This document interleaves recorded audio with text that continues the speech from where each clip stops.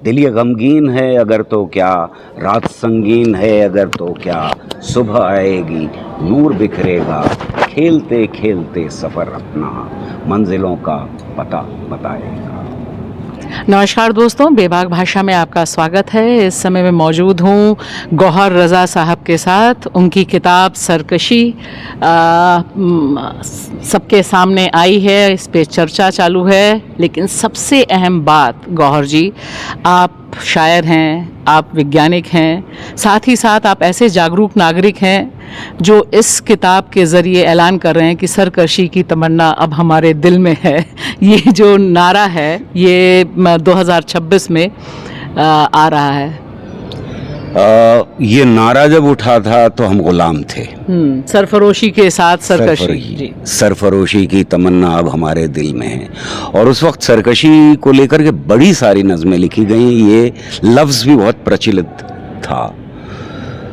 आज के दौर में फिर से ऐसा लग रहा है कि हिंदुस्तान में कम से कम सोच तो आज़ाद नहीं रही है, बोलने की आज़ादी नहीं रही है। और अभी जो प्रधानमंत्री ने अपना बयान दिया है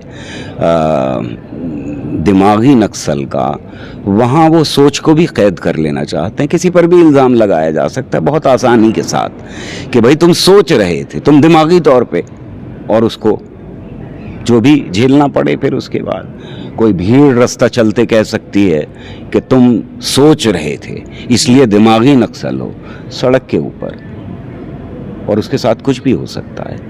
मैं ये ऐसी बात नहीं कह रहा जो नहीं हुई जी, क्योंकि अलग अलग समुदाय के लोगों को बस इतना ही सोचने पर, देखने पर, तुम टोपी लगाए हो, तुम पजामा पहने हो, तुम कुर्ता पहने हो, तुम धोती पहने हो, तुम मुंडू पहने हो, इतना ही काफ़ी था भीड़ को उत्तेजित करने के लिए जी। तो जब ऐसे हालात समाज में पैदा हो जाएं तब सरकशी की ज़रूरत पड़ती है। गौहर, पहले सीधा सवाल, क्या आप दिमागी नक्सली हैं? दिमागी नक्सली का अगर ये मतलब है कि दिमाग से सोचते हैं तो फिर मैं दिमागी नक्सली हूँ। अगर दिमागी नक्सली का ये मतलब है कि क्या आप सवाल करते हैं तो फिर मैं दिमागी नक्सली हूँ। अगर आप ये दिमागी नक्सली से मतलब निकालते हैं कि मैं अपने दिमाग में जो बातें आती हों उनको बेबाक तरीके से रखने के लिए तैयार हूँ सबके सामने, तो हाँ, मैं दिमागी नक्सली हूँ। लेकिन अगर आपका मकसद ये है कहना कि मैं एंटी नेशनल हूँ, मैं हिंसक हूँ, मैं बंदूक उठाना चाहता हूँ, मैं सत्ता को हिंसा के द्वारा चैलेंज करना चाहता हूँ, तब नहीं हूँ।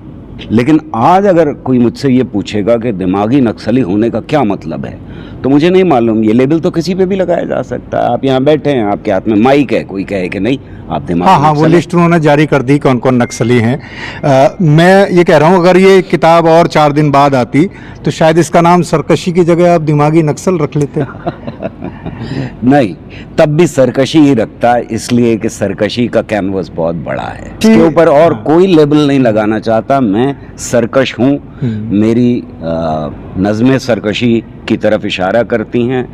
मैं उन लोगों को अपना पूर्वज मानता हूँ जिन्होंने अंग्रेज़ों के दमन के दौर में बिल्कुल बेबाकी के साथ, बहुत हिम्मत के साथ इस तरह की नज़में लिखी जो चैलेंज करती थी, और आज के बच्चे लिख रहे हैं, मैं अकेला नहीं। तो सरकशी, दोस्तों मैं बता दूं, सरकशी यानी विद्रोह यानी बगावत, और सरकश यानी बागी यानी विद्रोही। तो हमारे विद्रोही, हमारे बागी गौहर हमारे ये सरकशी किताब लेकर आए हैं। इस किताब का नाम सरकशी काफ़ी सोचने के बाद रखा गया। वैसे भी किसी किताब का टाइटल रखना आसान नहीं होता है, पोएम का भी आसान नहीं होता है, कहानी का भी टाइटल आसान नहीं होता है। उसमें सबसे ज़्यादा वक्त लगता है शायद सोचने में। सरकशी इसलिए रखा कि ये प्रतिरोध की कविताओं का सिलेक्शन था। सरकशी का मतलब होता है कि आप किसी की आंखों में आंखें डाल करके ये कह सकें कि मुझे तुम्हारी बात मंजूर नहीं। आप उससे सवाल पूछ सकें, आप कह सकें कि मेरे दिल में क्या है, बिना ढिढक, बिना डर के। और ऐसे में मुझे ऐसा लगा कि इस किताब के लिए सबसे बेहतर टाइटल होगा सरकशी, क्योंकि ये सारी प्रतिरोध की कविताएं जो मैंने पिछले 50 साल में लिखी, उनका एक सिलेक्शन है। ये मेरा 50 साल का सफ़र समझ लीजिए। कुछ लोगों ने कहा कि सरकशी थोड़ा मुश्किल लफ्ज़ है,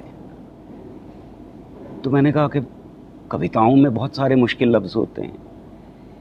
अगर कबीर को समझना है तो ऐसा तो है नहीं कि आपको सारे अल्फाज पता हों, आपको सारे शब्द पता हों।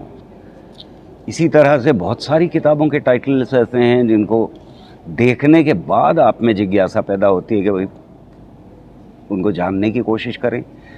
लेकिन एक बात और फैज़ साहब की याद आई कि अब हम ही सब कुछ करें क्या, कुछ तो पाठक को भी करना होगा। इस ज़मीन पर तो प्यार बिखरा है, धर्म के नाम पर सियासत में इतनी नफ़रत कहाँ से लाते हो।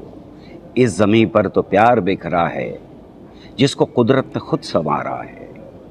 ढलते सूरज पे एक नज़र डालो, ढलते सूरज पे एक नज़र डालो, उसके दामन में अब्र का टुकड़ा महवे हैरत हूँ लाखों रंगों से खेलता है कि जैसे सारे रंग अब बिखेरेगा तब बिखेरेगा। और हंगामे रंगो बू के तुफैल इन हवाओं में, इन फिज़ाओं में अमन के सुर बिखरते देखोगे। उसको देखो ज़रा नज़र भर के, एक ज़रा ठहरो चांद निकलेगा अपने दागों को दूध में धोकर। आसमां की बिसात पर देखो सारे तारों के नर्म मोहरों को एक एक करके फिर सजाएगा और तुमसे करेगा सरगोशी। जब हम बात कर रहे हैं, आप जिक्र कर रहे हैं, स्कूल का सवाल उठाया एक नौजवान ने पश्चिम बंगाल में, उसके वालिद को मार डाला गया। सिर्फ तो सवाल उठाना, और सवाल उठाने पर जब इतनी तगड़ी पॉलिटिक्स हो रही है, आप सरकशी की बात कर रहे हैं। सरकशी इसलिए ज़रूरत होती है समाज के अंदर के जो डर का जवाब है वो सिर्फ सरकशी ही हो सकती है। डर का जवाब डर के रहना नहीं हो सकता। डर का जवाब सत्ता के सामने सर झुकाना नहीं हो सकता, अपने घुटनों टेकना नहीं हो सकता, खामोश रहना नहीं हो सकता। सरकशी ही उसका जवाब हो सकती है, और कोई जवाब आवाम के पास, जनता के पास, मजदूरों के पास, किसानों के पास, दलितों के पास, अल्पसंख्यकों के पास और कोई जवाब नहीं हो सकता। मैं नहीं समझता कि कभी भी हमको हिंसा का रास्ता अपनाना चाहिए, लेकिन जो बात सरकशी के अंदर है, मैं समझता हूँ उससे सत्ताएं डील कर ही नहीं पाती।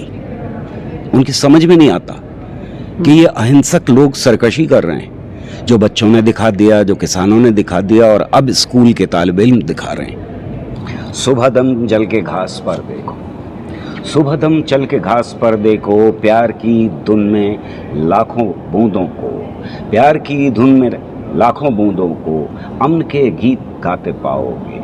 और सबा पास से जो गुजरेगी तुमको एहसास बस यही होगा, जैसे कह दी किसी ने प्यार की बात, जैसे कह दी किसी ने प्यार की बात। बिखरे फूलों ने लाखों रंगों से सारे गुलशन को यूं सजाया है, जैसे कहते हो एक ज़रा सोचो इश्क की कोई हद नहीं होती। जैसे कहते हो एक ज़रा सोचो इश्क की कोई हद नहीं होती।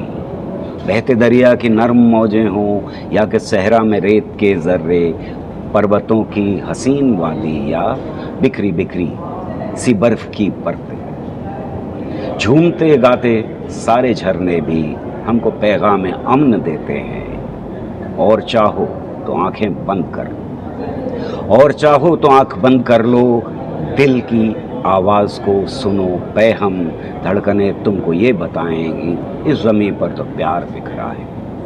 नफ़रतें बस सियासतों में हैं, हर सियासत के ऐसे पहलू।